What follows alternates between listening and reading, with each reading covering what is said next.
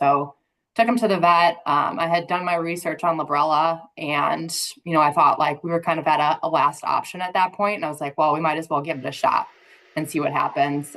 He unfortunately had a bad reaction to it, and about a week Mhm. after that injection, Mhm. he like really couldn't use his back legs much at all. He was falling over all the time, not just, when he was on slippery floors like it was before. Mhm. So I panicked. I was like, well, what is this quality of life for this dog? Will he go back to what he was once the Librela is out of his system? What can we do?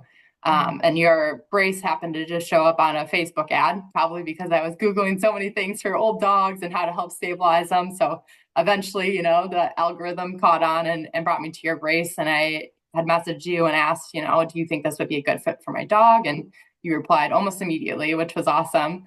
And so we ordered it up and put it on him, and he's not great about being touched actually, and he Wow. doesn't mind us putting this brace on him. I think he like knows it helps him, and he does a good job with us putting it on. So I was a little concerned that we weren't going to be able to actually get it on him to see if it worked, but it wasn't an issue. Um, so I'd say almost immediately he felt more stable and stopped falling over when we put the brace on.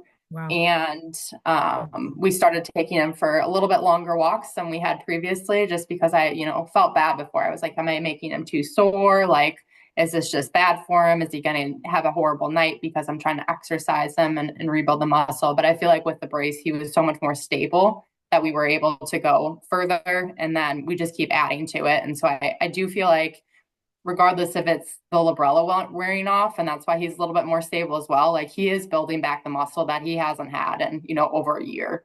Right. Um, it's very obvious his left back hip is pretty atrophied, and even his tail is over to one side because of how bad it is. But I can see it like slowly getting better.